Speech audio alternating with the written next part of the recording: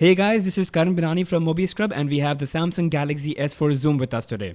So this is a camera smartphone running Android 4.2.2 and it's got a 10x optical zoom 16 megapixel sensor. So let's get on with the specifications. As already mentioned, it's got the latest Android 4.2.2 running via a 1.5 GHz dual-core processor with 1.5 GB of RAM.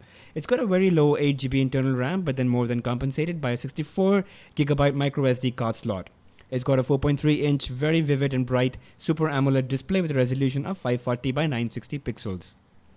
The device is quite thick. It's actually 15.4 millimeters and, just not very pocket-friendly. And, well, it is a camera after all, so it's got a 16 megapixel sensor with 10x optical zoom, and we'll talk more about the camera in the video ahead.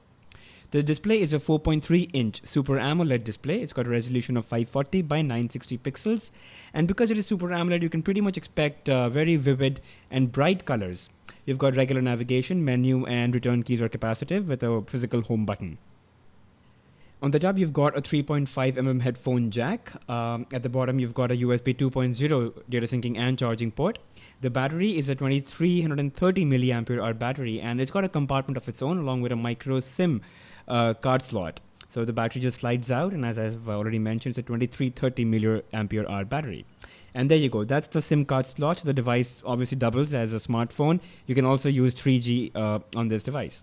Now, on the top edge, actually the right edge, you've got the power and lock key and the volume rocker. On the left edge, you've got this, where you can basically pin it to a tripod stand, and you've got a micro SD card slot, expandable up to 64 gigabytes. To be honest, the device is not really pocket friendly and something that you'd want to carry. It is quite heavy, more than 200 grams. All of the screen size is fairly small, so you can pretty much use it using single hand without any problem. But it's the lens that causes all the problem. Even while talking, when you hold it on your hand, it really interferes a lot. Now, again, it's got a xenon flash, so you can really imagine high quality detailed pictures even in low lighting. And it's got an autofocus lamp that you can turn on or off. It basically glows red when you focus. And then you've got a speaker grill right there. So the UI is Android 4.2.2 layered on top with Samsung's Touchwiz.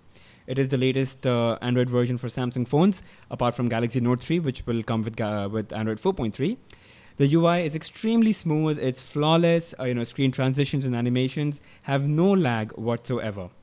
A bunch of preloaded applications. Well, don't look at this because I have quite a few applications downloaded on this device. As you can see, I did install quite a few. And obviously, you've got multiple widgets that you can place on your home screen to convey relevant information to you and makes your life a lot easier. So let's go inside the settings.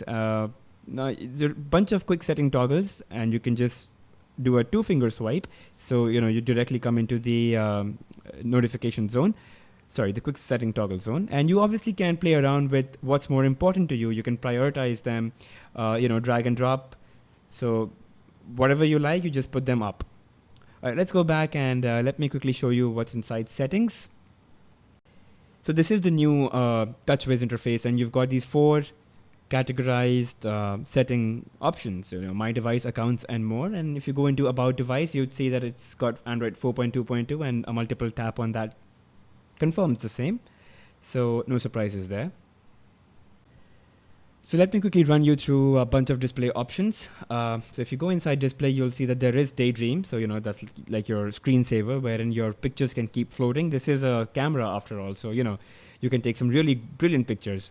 So open camera, this is nothing. If you have this activated, basically, whenever you switch your phone on or your Galaxy S4 Zoom on, it will directly open the camera.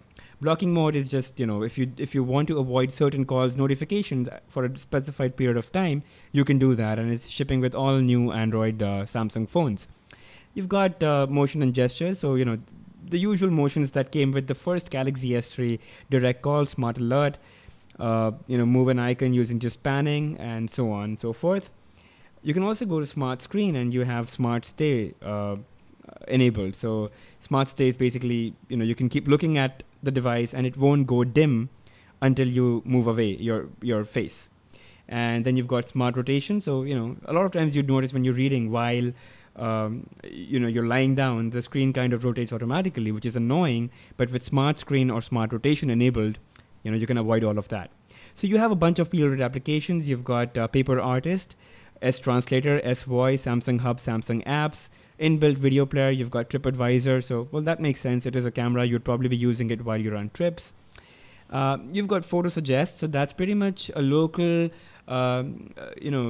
coagulation of pictures uploaded, general pictures. These are public pictures uploaded by people, users from different places. And, again, because this is a camera-specific device, it kind of makes sense. There is nothing new about the inbuilt music player. It's pretty much the same as we've seen in any of the Android devices by Samsung. So, you can obviously categorize your songs by playlists, genres, albums, and so on and so forth. The video player, again, it's the new one, which comes with Android 4.2.2 for Samsung phones. And that's pretty much it. You can pretty much do everything and anything that you can do on a general Android phone. Now, if you rotate the devices, it's got the zoom function. Now, when I circle that or when I rotate that, it kind of activates this mode selector for camera, right? And you can pretty much select a mode, tap on it, and it generally activates the camera application for that specific mode. So it's just like a shortcut, without actually entering into the camera application and selecting a mode. So you've got touch to focus, which kind of makes sense for a super camera like the Galaxy S4 Zoom. And if you go into smart mode, you'd see this rotary mode selector, which came with the Galaxy camera and the Galaxy S4. And you can view all the modes together as well. So now you've got this interesting kids shot, which I haven't tried as yet. You've got a landscape mode. You've got a food mode, which kind of, magnifies the effect of colors. And then you've got eraser, sound and shot, drama mode, waterfall. It's basically a mix of what, the modes that we've seen in Galaxy camera and the Galaxy S4. So it's a really nice, amalgamation of both the cameras. Anyway, moving forward, you've got a bunch of filters. Again, this is slightly enhanced, and these filters are more on the lines of what we've seen on Galaxy S4. I'll talk more about them in a little while.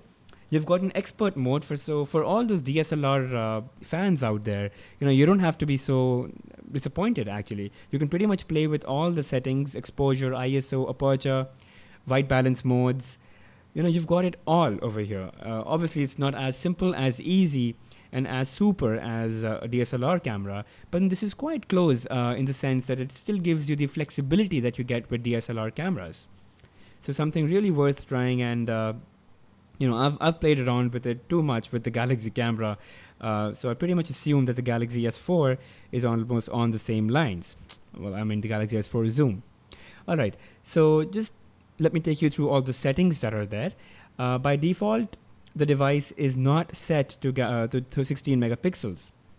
You can obviously go in and change that setting to 16 megapixels. Obviously, your image size is going to increase considerably, and it's not going to be in wide mode.